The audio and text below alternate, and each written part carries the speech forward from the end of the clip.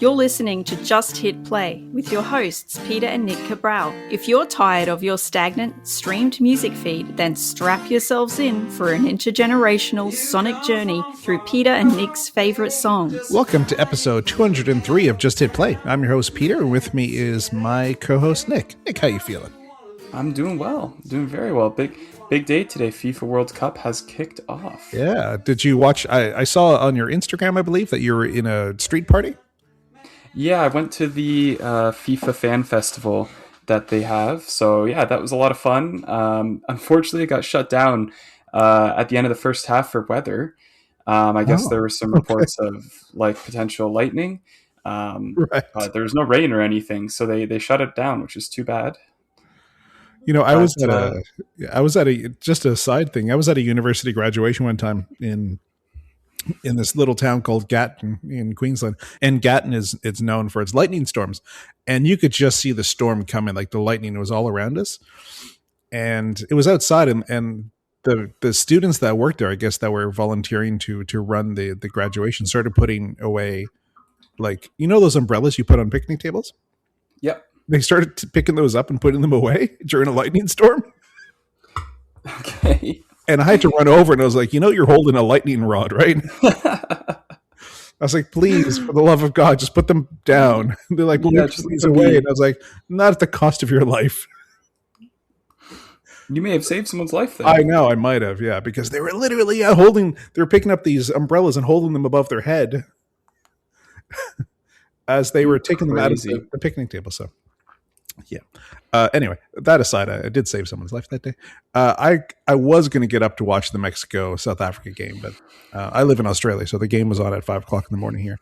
It didn't happen. I watched like the last 20 minutes. I saw the last Mexican goal and the 2 red cards, which were unbelievable to me. Yeah, 3 total red cards. Do you know how many red cards there was in the tournament 4. last year? 4, yeah, and there's 3 already in the first game. Yeah, craziness, but yeah, it was awesome. It was great atmosphere to be watching the game. Obviously, there are a ton of Mexican fans at the fan festival, so when they scored their first goal, the place just erupted. Yeah, and it was really cool to be in there for that. So, yeah, I'm pumped. I'm so excited for the World Cup. And who's playing in a couple hours? It's South Korea versus Czechia. Okay, yeah, I'll watch that. Well, actually, I can't watch that. I have someone coming over to do a family shoot in my home studio, so at 12 o'clock, right when the game starts. So I guess I can watch it after they leave.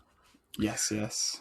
But you know how I was talking about last episode, where every World Cup I try to pick a dark horse, a team that I'll just follow for the sake of following them and seeing how far they go? Yeah. I've picked my dark horse. Okay. So the team I'm going to follow this year, just for the sake of following, I hope they do really well, is the Côte d'Ivoire. That's my team. Oh, yes. Well, my dad and I are going to their match against Germany in Toronto. Nice. That'll be a good game. Yeah. Yes, it will. Yeah. So that's my my dark horse for this year's World Cup. All right. I hope they do well for you. Yeah, me too. You know, there's always a team like a world-class team that doesn't make it out of the group stages. Like Spain didn't one year. Argentina almost didn't last World Cup. Germany I think Germany might not make it out of the group stage. Yeah, we'll see. That's my prediction. They've got a good team, but they're unproven together, this Germany squad. So we'll see what happens. I think they're in a bit of a transition. I think Germany this year. Yeah. Boy, does France ever look good with Olise, and oh my God. Yeah. France looks amazing. Okay. Yeah. Okay. Well, this is a music podcast. Let's get into some music. You're going first this week, so tell us about your artist. All right. Charli XCX is no stranger to this podcast. I've featured her a few times before because I'm such a huge fan, and she is kicking up a new album release cycle. And so we're going to listen to the lead single from her upcoming album, Music, Fashion, and Film. The song is Rock Music. Darren, just hit play.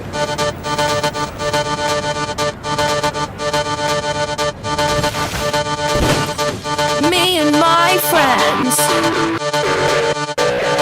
we go out, we take pictures and make stuff together, and sometimes we cry, we kiss each other, real incestuous vibes. Yeah, we're so inspired. All right, so Charli XCX, brand new single, rock music. What do you think?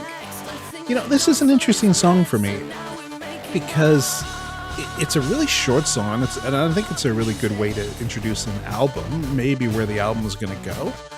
Yes. What's really interesting, and I know nothing about Charli XCX, zero to nothing, and I think there's a lot of apathy here in her music. I think when she's singing, the lyrics she's singing to how her vocal performance is very different. And it's funny, she's talking about banging her head and her neck hurts. She's banging her head to a song that you can't really bang your head to. I think this is a very interesting song. I would love to hear what this album sounds like because like I said, there's a lot of apathy here. What are your thoughts?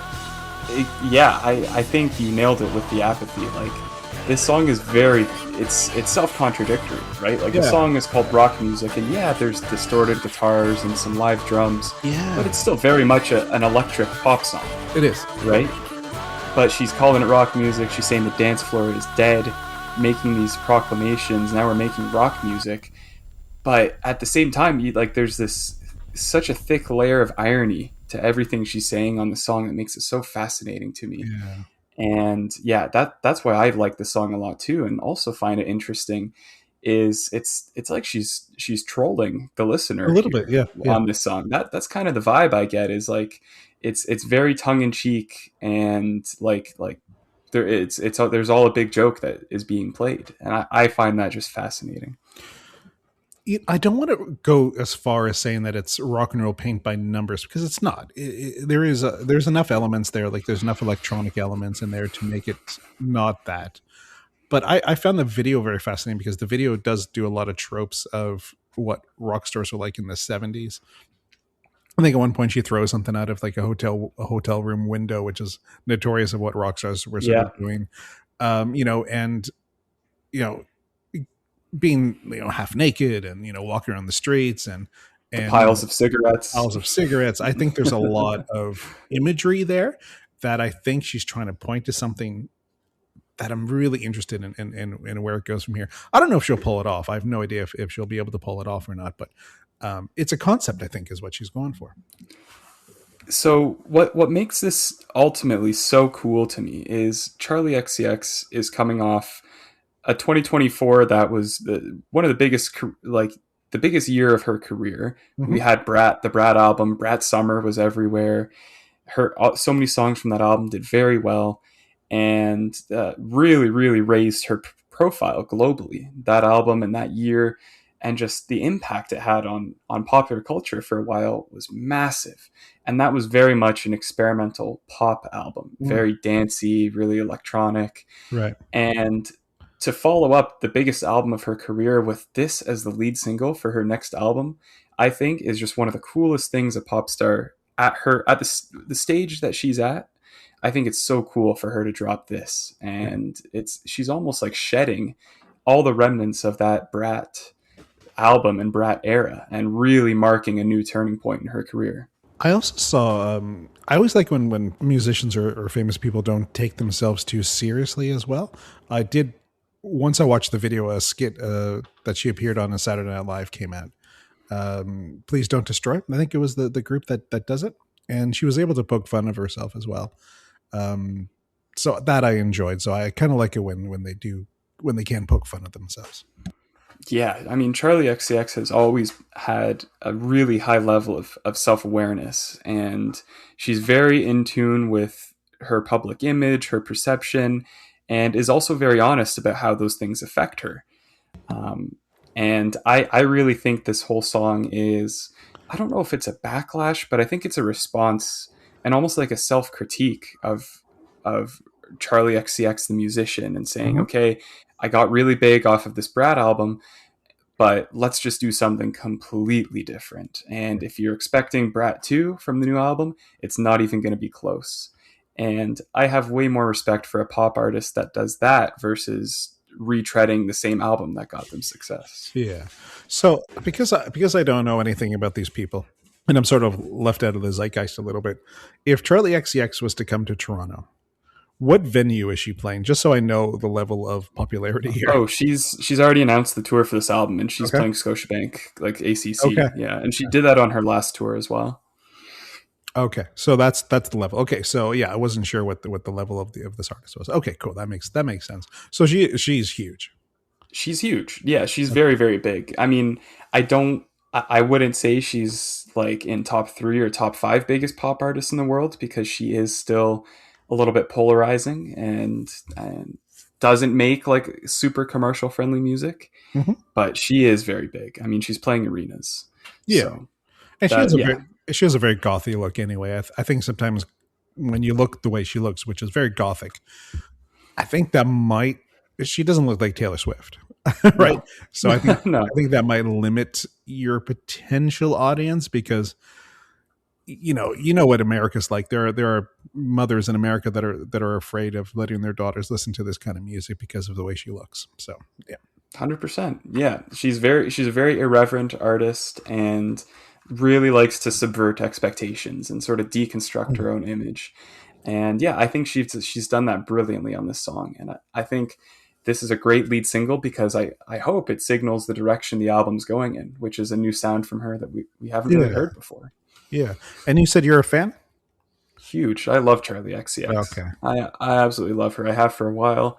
I was really happy to see all the success she had with the Brat album. Like I really enjoyed seeing that, and hearing her music played at clubs and parties was nice, because I'd never had that before. Yeah. So it was really nice to see her blow up. But the hipster part of me is really happy that she's doing this new sound that is probably going to shed a lot of the mainstream fans. Sure. I have a big satisfaction in that as well. Would you go see her in a concert? Yeah, I've already signed up for the pre-sale. I haven't seen her before. Yeah, nice. So she's been a bucket list artist for me for a while. Yeah. Again, as someone who, the only songs I know of her is the songs that we've listened to here. I have no idea of her impact on society. So yeah, I'd be curious to see what her show would be like. Yeah, she has a reputation for doing a fantastic live show. So I really hope I'm able to get some tickets for the concert. It's going to be a blast. When's the show? It's in October. Okay, so not that far away. Like this year, September. Yeah, it's in the fall. Okay, because I know Simple Minds, which is a band from my era, just announced an Australian tour, and but it's in February. Oh wow! So I don't know why it's so far in advance, but yeah, tickets are going to go on sale soon. It's Gary Newman and Simple Minds. Have you ever listened to Gary Newman? I don't think so. Okay, yeah, that'll be an artist we featured a little bit later down the track, because Gary Newman is quite an interesting artist. So yeah, that'd be an interesting double bill. So I might get tickets for that. Yeah, you should. Where are they playing? I think they're playing the Entertainment Center here in Brisbane. So it'll be probably not as big as the Scotiabank Arena, but maybe like 8,000 or 10,000 people less than that. Okay, but a big venue. Nice, very nice. Yeah. Is there anything else you want to talk about Charli XCX? No. I think we've pretty much touched on it all. Just I love that she is, as always, trying new things, and that's my favorite thing that an artist can do. So bring on the new album, Charli. Okay, yeah. Let's see if we maybe listen to another song from that record, because I'm really curious on what it sounds like. Yes, we will see. All right, I got you to listen to ELO, or Electric Light Orchestra, with a song called Living Thing, which was recorded and released in 1976. So a bit of an older album. I was 3 when this album came out. So Darren, just hit play, Living Thing, ELO.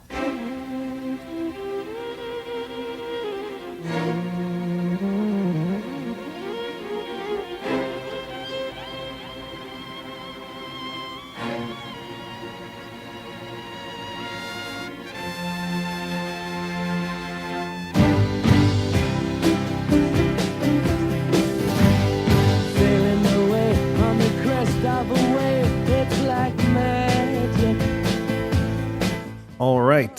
Had you ever listened to ELO before? Yes. Okay, actually. so I'm guessing you would know Don't Bring Me Down. Yeah, I know that song. I know Mr. Blue. That's a Yep. fantastic song. My favorite ELO song is Last Train to London. Yep. I love that one. But I'd never heard this before. Okay. It's funny. Of all the songs that I was going to get you to listen to, Last Train to London was one. Don't Bring Me Down, which is my favorite ELO song. I was going to play you, but I figured you might have heard something. So that's why I went Living Thing. So I thought maybe this song was one you hadn't heard before. And You were correct. Yeah. I'd never heard this. And you know what? This isn't a song that I've listened to a million times, so it still sounds kind of fresh to me. Where Don't Bring Me Down or Evil Woman, Strange Magic, or Last Train to London is songs that I've heard a lot. So I wanted something fresh for me too. So what were your thoughts on Living Thing? Yeah, I really enjoyed it. I like this one a lot, and it just makes me want to I want to sit by the river and listen to this song. Yeah. Just like have a cooler with some cold drinks and like sun shining, warm day, surrounded by friends, just listening to this song. It's just such good vibes. I really really like just the vibe of this song. So ELO hold a world record. They've had the most Billboard Top 40 hits, 20. So they've had 20 Top 40 hits without ever going number one on the Billboard charts. Wow. So there you go. Okay. That's one of the Okay. records, and they were inducted into the Rock and Roll Hall of Fame in 2017. So they're a huge band. Probably, unless you're in the know, probably a lot of people have never heard of ELO but huge band and have had many hits, and again into the Rock and Roll Hall of Fame. So if you haven't listened to ELO, please go in and listen to their catalog. They're an amazing 70s, 80s band. Yeah, I really like them. I think I had heard "Don't Bring Me Down," of course. Yeah. That song is just ubiquitous. But yeah, everything I've heard by them, I've liked, really. I think they're so polished, and the songs sound very very slick. Even though they're like an older 70s band, it holds up today. I don't think they need remasters or anything like that. It's funny, and Don't Bring Me Down, there's a line where he goes, I always thought he was singing Bruce. I don't know if you know the song. Yeah. Is it not Bruce? It's not Bruce, it's Gruce, apparently, with the G. There's no way. It's gotta be Bruce. That's what I always thought. I always thought it was Bruce, but apparently he's saying Gruce. I learned that yesterday when I was doing my research into this song. Yeah. I'm still gonna say Bruce. Yeah, right? I think it's Bruce. Yeah. I was like, is he singing about Bruce Springsteen? That was my original thought when I was it's Gruce, apparently. So there you go. What else? So Electric Light Orchestra is a pun on a couple things. So the BBC in the 60s, 50s, and 60s played light orchestral music as part of their sort of sound, their DJ sound. And it also refers to like electric light, which again in England, that was a big thing. There's Electric Avenue and all that kind of stuff. So that's what the band's name means. It can mean two different things. So it's a pun, basically. Okay. Yeah. Interesting. Okay. And I always thought Jeff Lynne, the singer of ELO, I always thought he sounded a little bit like George Harrison from the Beatles. And he even said on this song that the chords they used on the song was very much a George Harrison style chord progression. So there's another thing that would lend me to believe that the Beatles and George Harrison were a huge influence on this band. What are your thoughts? Do they sound like the Beatles or George Harrison to you? Yeah, I think there's definitely there's a pretty big Beatles influence here. I think, just with the big band, all the harmonies for sure. The use of all the different kinds of instruments they have, there's got to be a Beatles influence. If they said there's not, they're just liars. Yeah. And ELO have reunited in 2004. They got back together, and they're still doing shows. I don't know if they'll be around for much longer because Jeff Lynne has obviously been around for a long, long time. And they were going to do a tour right before the pandemic, but the pandemic killed that tour. So I think they started to tour again in 2004. So yeah, they'd be older gentlemen now, but if you like the sound, maybe check them out if they're playing in your hometown. Yeah, like it's just so catchy. Their music, like this song too, So catchy. so catchy. They had an incredible ear for just writing those hooks. Like it's instantly recognizable, even though I didn't think I'd heard this song before. It sounds like a song you've heard before. It totally Yeah, does. yeah, yeah. Totally does. Yeah, yeah. Yeah, it's a really good one. I like this a lot. This is going in the summer playlist. Nice. Yeah. I mean, how can you go wrong with ELO? One of those great bands from the 70s. Yeah. Yeah, couldn't agree more. I've got nothing but good things to say about this one. It's a Yeah. great song. Cool. So because I think they sound so much like George Harrison, the next song for you for next week is a George Harrison song. Okay. So you're going to listen to My Sweet Lord by George Harrison. All right. Excellent. Sounds good. And next week, you're going to listen to the song Night Blooming Jasmine by Fake Mink. Okay. No idea what that is. So, yeah, curious to see where we're going with that. Cool. We're going into the British underground is where Nice. we're going. Okay. The grimy clubs of London. Cool. I like that kind of sound. So let's see what it sounds like.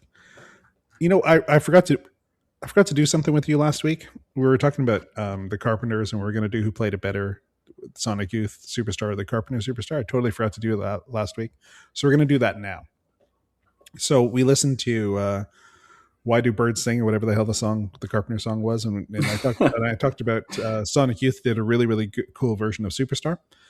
And so I got you to listen to both songs, the Carpenter Superstar and Sonic Youth Superstar. So before we get into what our thoughts were, Dan, let's listen to the original. This is the Carpenter Superstar. So let's listen to the radio. Don't you remember you told me you loved me, baby? All right, and now let's listen to the very different Sonic Youth version of Superstar. It's just the radio.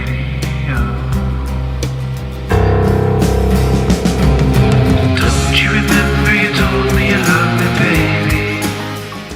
All right, Nick, if you were to choose, who played it better? Was it the Carpenters or was it Sonic Youth?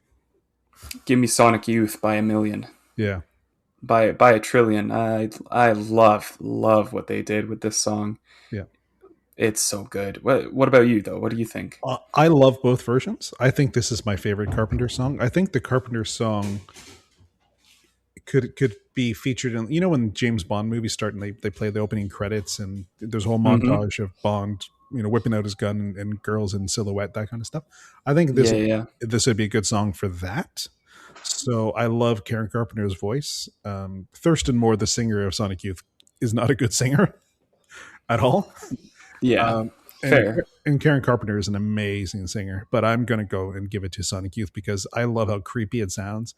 And there is like a stalker vibe to Superstar by Sonic Youth. And I love the sort of sparse instrumental version of it. I think it's amazing. I think that's one of my favorite Sonic Youth songs is Superstar. Yeah, I mean, it shows you how well written the original song is because the cover's so good. The original and the cover are both so good, but I just love the grunginess and the dark vibes of the Sonic Youth that it takes the cake for me. I'm a big Sonic Youth fan anyway, so I was predisposed to liking it more, but yeah, for me, Sonic Youth. Had you ever heard this version, the Sonic Youth song? No. Okay, so that's a nice little introduction then. For sure. Yeah, very nice introduction. You know, it's funny. I came very close to changing my mind for the Carpenters when in the song, the Carpenters version, when the horns kick in, I was like, oh, that is very good. Yeah, it is. It is good. So I almost went with the Carpenters, but I can't. I have to go with Sonic Youth. I think Sonic Youth are one of my favorite bands from the 90s, so I had to go with Sonic Youth. Yeah, 100%. How come you haven't given me any Sonic Youth yet on the pod? You know what I've decided?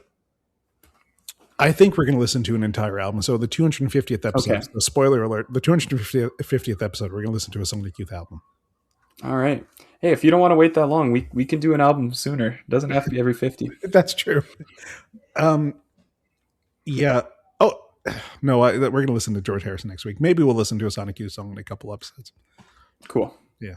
So, because I love Sonic Youth so much. Yeah, they're really good. Really good. All right.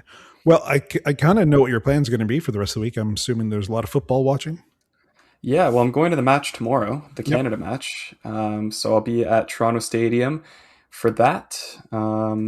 Taking on Bosnia and Herzegovina, first World Cup match on Canadian soil. I can't wait. Um, yeah, it's going to be electric. I'm really, really excited. I'm photographing football Saturday and Sunday here in Australia. Not people actually playing. You know, when you get through team photograph. Yeah. And so I'm doing Saturday and Sunday. I think I'm doing like 30 teams on Saturday, another 30 teams on Sunday. And there's been a decree from Australian football that there can be no games being played during Australia's time slot on Sunday here. So apparently I have to shut down photographing for the 90 minutes of the soccer game, of the football game. Wow. So they're talking about just shutting it down completely and just starting the photography afterwards, or moving me to a different location, because where I am right now is in the club where the TVs are and stuff like that. Of me moving to an entirely different location so I can continue to photograph. But I've done these things before where I was photographing a rugby club, and there was a huge rugby game going on, and no one had any interest in being photographed. They were all just wanted to get out of there and go see the rugby game. So I'm kind of upset that they've booked me during the World Cup. Yeah, it's a setup. Yeah, because kids and the coaches and the adults will not be interested in what's happening. But yeah. And I'll be working during the Canada game, so I'm gonna have my phone there, and I'll probably have just an earbud in and maybe listening to the game while I'm photographing, because no one's gonna give a shit what Canada is doing here in Australia. But so I might just have to secretly watch the game while I'm doing that. Yeah, you might have to. Who does Australia play first? I have no idea. Like, I'm so far removed right now. Like, I've had such a busy period that I don't even know who they're playing. Okay. Yeah, I think the United States are in that group. I think they're with the US. Australia plays Turkey. Okay, there you go. That'd be a good game, because Turkey are a reasonable team, a reasonable side, and what's really funny is there is a lot of Turkish people here in Australia.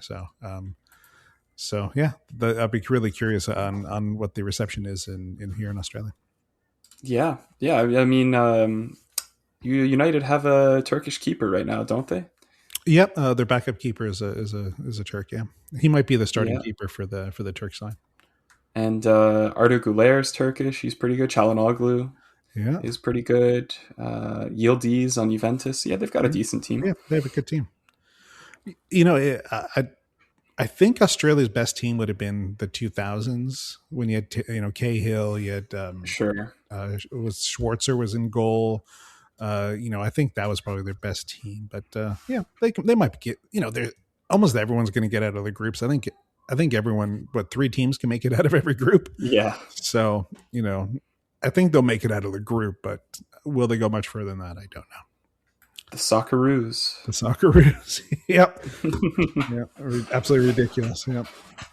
Okay, let's talk about our independent artist this week, and we may have featured Oktaf Kanis more than any other independent artist, and he just keeps putting out great music. And he has a song coming out right now called 2000 Man, and I love the guitar work in this song. I think it sounds a little bit like Rebel Rebel by David Bowie, and maybe not exactly that sound, but that sort of feeling. The guitar has that feeling from Rebel Rebel. And I think you should give it a spin. Go check him out on the socials. I'll put all the notes there in the show notes of where you can reach out and listen to more Oktaf Kanis. So thank you very much for letting us play your song. And if you want to be featured as an independent artist, please reach out and send us a message, and we'll make sure we get one of your songs on the pod. With that, Nick, we're going to talk to you hopefully next week. You got it. Talk to you then.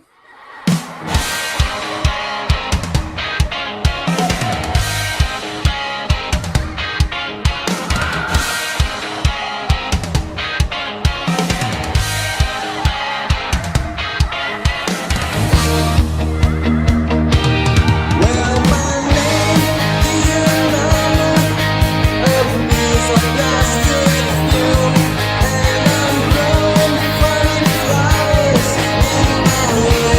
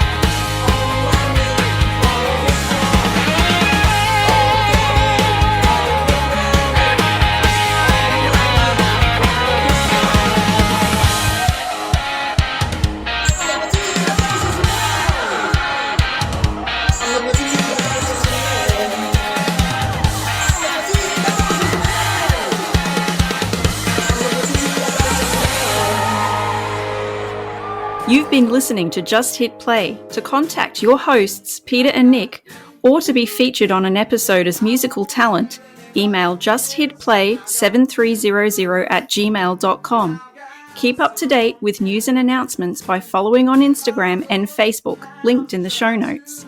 Subscribe on your favourite podcatcher to tune in next week for more sonic delights. And if you can't wait till then, check out the Just Hit playlist on Spotify, linked in the show notes. A special thanks to Braden Munch for the theme song, and thank you for listening.